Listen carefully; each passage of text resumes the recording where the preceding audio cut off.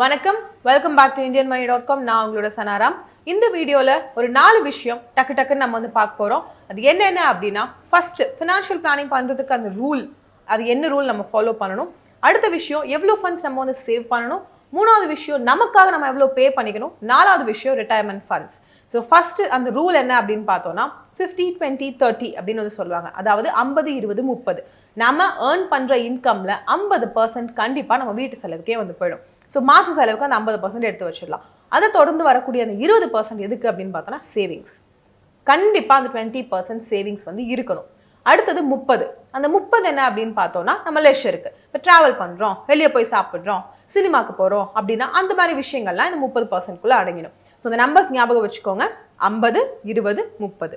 நமக்கு எவ்வளோ சேலரி வந்தாலும் இந்த மாதிரி நம்ம அதை கால்குலேட் பண்ணி பண்ணோம்னா கண்டிப்பா நம்மளோட ஃபினான்ஷியல் பிளானிங் நல்ல லெவலில் இருக்கும். ஸோ இதை தொடர்ந்துட்டு செகண்ட் பாயிண்ட் என்ன, நாம எவ்வளோ ஃபண்ட்ஸ் சேவ் பண்ணணும் அப்படின்ற ஒரு கொஸ்டின் எல்லாருக்குமே வரும். இந்த கொஸ்டின் ரொம்ப இம்பார்ட்டண்டான கொஸ்டின், எல்லாருமே கேட்கக்கூடிய கொஸ்டின். ஆனால் எல்லாராலையும் ஒரே மாதிரி சேவ் பண்ண முடியுமா? எல்லாராலையும் இந்த 20% சேவ் பண்ண முடியுமா? கண்டிப்பாக முடியாது. ஸோ கொஞ்சம் ஃபினான்ஷியலி ஸ்டேபிளாக இருக்கிறவங்களால தான் நான் சொன்ன அந்த ரூல் ஃபாலோ பண்ண முடியும். எது? 50-20-30.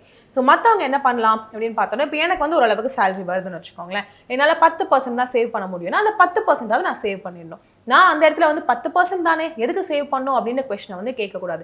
எவ்வளோ சின்ன அமௌண்ட்டாக இருந்தாலும் கண்டிப்பாக சேவ் பண்ணணும். ஸோ பிகினர்ஸ், நீங்கள் இப்போ தான் வேலைக்கு போறீங்கன்னா ஒரு 10% சேவ் பண்ணுங்க. இந்த மாதிரி வயசு ஆக ஆக நம்மளோட சேலரி கூடும். கரெக்ட் தானே? எக்ஸ்பீரியன்ஸு கூடும், சேலரியும் கூடும். ஸோ கூடுறப்போ நம்மளோட சேவிங்ஸும் கூடணும்.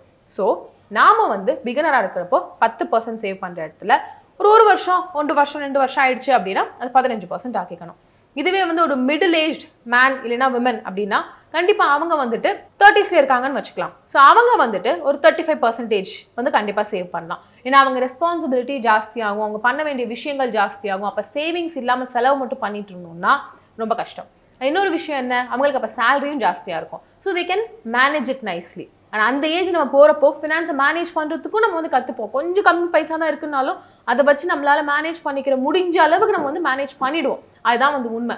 ஸோ அந்த 35% அப்படின்றத வச்சுக்கணும். ஸோ இந்த சேவிங்ஸ் நான் எவ்வளோ சேவ் பண்ணணும் அப்படின்னு கொஸ்டினுக்கான ஆன்சர், உங்கள் ஏஜ் என்னன்னு பாருங்க, உங்கள் இன்கம் என்னன்னு பாருங்க. இதை வச்சு நீங்கள் பிளான் பண்ணுங்க. நான் 10% எடுத்து வைக்க முடியுமா?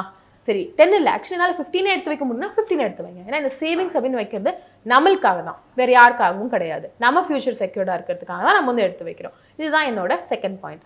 எவ்வளோ ஃபண்ட் சேவ் பண்ணணும் அப்படின்னு கொஸ்டினுக்கான ஆன்சர் நம்ம ஏஜ், நம்ம இன்கம் ரெண்டையும் வச்சு நீங்கள் கால்குலேட் பண்ணிக்கணும். மூணாவது விஷயம், நமக்கு எவ்வளோ பே பண்ணிக்கணும் அப்படின்ற கொஸ்டினுக்கான ஆன்சர் நம்ம எவ்வளோ சேவ் பண்ணணும் தான் திரும்ப. ஆனால் இந்த சேவிங்ஸ் அப்படின்றப்போ அங்கே நம்ம எவ்வளோ சேவ் பண்ணணும்னு பார்த்தோம். இந்த இடத்துல பார்க்குறது எப்போ சேவ் பண்ணணும். நம்ம எப்போ சேவ் பண்ணிக்கணும்னா நம்ம இன்கம் வந்த அந்த நாள், அந்த நொடி, அந்த செகண்ட் நம்ம சேவ் பண்ணிக்கணும். ஸோ இதுக்கும் ஃபார்முலா இருக்கு. அது என்ன அப்படின்னு பார்த்தோம்னா, income minus savings is equal to expense. அதாவது எவ்வளோ சம்பளம் வருதோ சம்பளம் மைனஸ் நம்மளோட சேமிப்பு இஸ் ஈக்குவல் டு நம்ம எக்ஸ்பெண்டிச்சர். நம்ம எவ்வளோ செலவு பண்ணுறோமோ அவ்வளோ.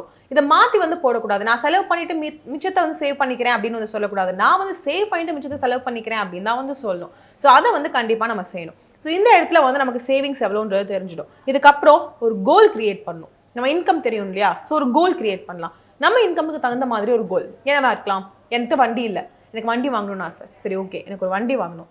இல்லைன்னா எனக்கு கார் வாங்கணும்னு ஆசை. குடும்பம் இருக்கு, எனக்கு ஃபேமிலி வெளியே கூட்டு போகணும்னு ரொம்ப ஆசை. ஒரு கார் வாங்கணும், இல்லை ஒரு வீடு வாங்கணும்.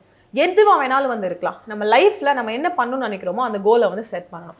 அந்த கோலை லிங்க் பண்ணிட்டு நம்ம சேவிங்ஸை ஸ்டார்ட் பண்ணணும். இப்போ எனக்கு ஒரு வண்டி எடுக்கணும், நான் ஒரு 1.5 lakh ஒரு வண்டி எடுக்கணும்னு நான் நினைக்கிறேன். ஸோ அந்த 1.5 lakh நான் எவ்வளோ டவுன் பேமெண்ட் பே பண்ணணும், எவ்வளோ இஎம்ஐ பே பண்ணணும், இல்லை ஃபுல்லாக அந்த 1.5 lakh நான் எவ்வளோ நாள் சேவ் பண்ணணும், எவ்வளோ நாள் எவ்வளோ சேவ் பண்ணணும், இந்த மாதிரி கொஸ்டினுக்கெல்லாம் ஆன்சர் கிடச்சிருச்சு அப்படின்னா நம்ம சேவிங்ஸ் வச்சுட்டு அதுக்கப்புறம் மெதுவாக நம்ம கோல்ஸ் அக்கம்ப்ளிஷ் பண்ணிக்கலாம். ஸோ இதுதான் நம்மளோட தேர்ட் பாயிண்ட். எவ்வளோ நான் எனக்கு பே பண்ணிக்கணும்னா எப்போ நான் சேவிங்ஸ் பண்ணணும்னு அர்த்தம். ஸோ எப்போ நான் சேவிங்ஸ் பண்ணணும்?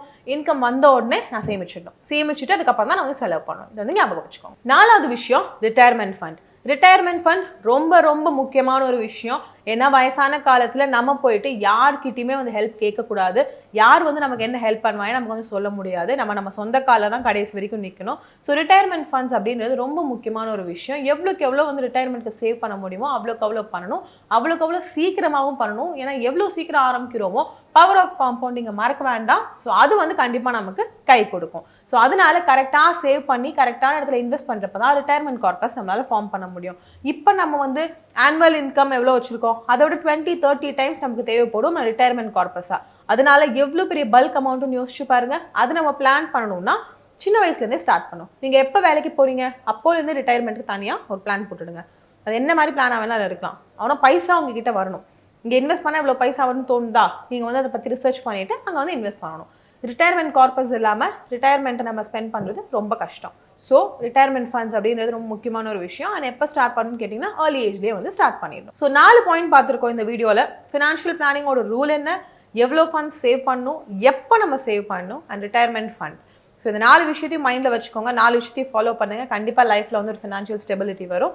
இந்த நோட்டோட இந்த வீடியோ நான் முடிக்கிறேன். நீங்களோட ஃபினான்ஷியல் ஃப்ரீடம் ஆப் இன்ஸ்டால் பண்ணேன்னா டிஸ்கிரிப்ஷனில் லிங்க் இருக்குது, கிளிக் பண்ணி ரெஜிஸ்டர் பண்ணிக்கோங்க. ஃபினான்ஷியல் ஃப்ரீடம் ஆப் உங்களுக்கு ஃபினான்ஸ் பற்றின பல கொஸ்டினுக்கான ஆன்சர்ஸை வந்து கொடுக்கும். உங்களுக்கு எவ்வளோ டவுட் இருக்கோ அவ்வளோக்கு அவ்வளோ நீங்கள் வந்து கற்றுப்பீங்க. ஸோ உங்களுக்கு திடீர்னு இதையும் தாண்டி ஒரு query வந்துச்சுன்னா சொல்லிக் கொடுக்கறதுக்கு ஃபினான்ஷியல் ஃப்ரீடம் கோச்சஸ் இருக்காங்க. ஸோ நீங்கள் யோசிக்கணுன்ற அவசியமே கிடையாது. லிங்க்கை கிளிக் பண்ணிட்டு ரெஜிஸ்டர் பண்ணிக்கோங்க. நான் இந்த வீடியோ முடிச்சுட்டு கிளம்புறேன். நீங்கள் உங்க நல்லா பார்த்துக்கோங்க. நன்றி, வணக்கம்.